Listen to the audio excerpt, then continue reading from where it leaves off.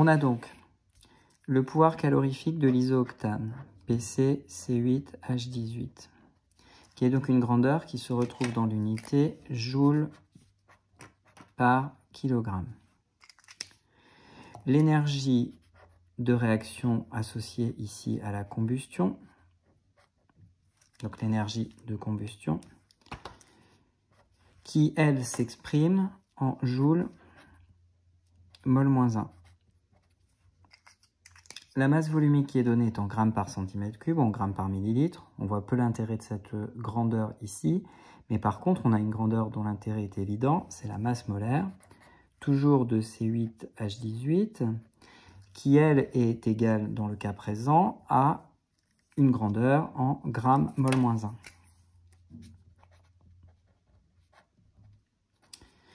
Après une conversion, on peut réexprimer la masse molaire en kilogrammes mol-1. Et donc, il suffit de prendre le pouvoir calorifique de C8H18,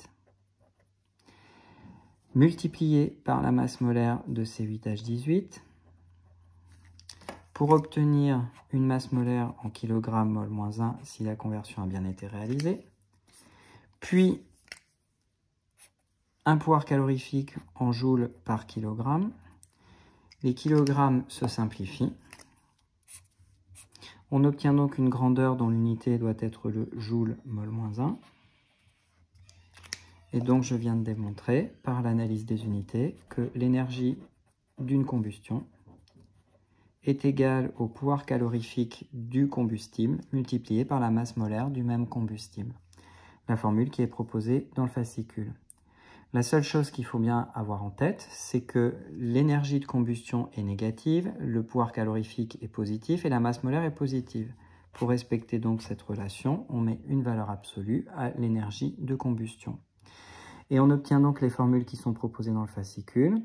Ensuite, vous retombez sur la formule de l'écart relatif. L'écart relatif, c'est toujours l'écart entre la valeur tabulée et la valeur calculée divisée par la valeur tabulée. Donc la valeur de référence moins la valeur calculée divisée par la valeur de référence.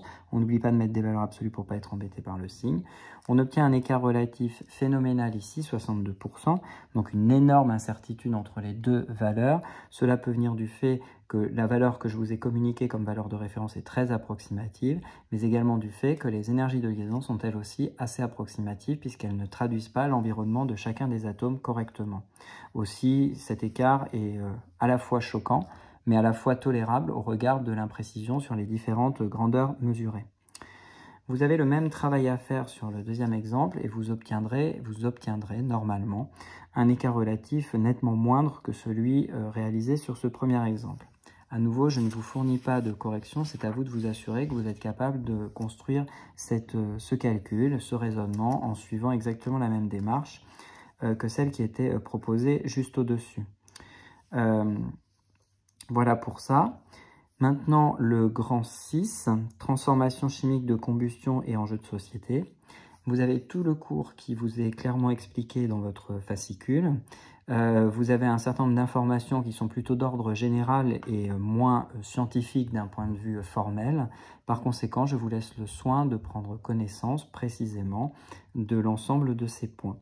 Vous avez peu de choses à retenir sur cette partie, si ce n'est que les transformations chimiques de combustion ont permis de réaliser une partie de la révolution industrielle grâce aux machines à vapeur et grâce aux moteurs à explosion.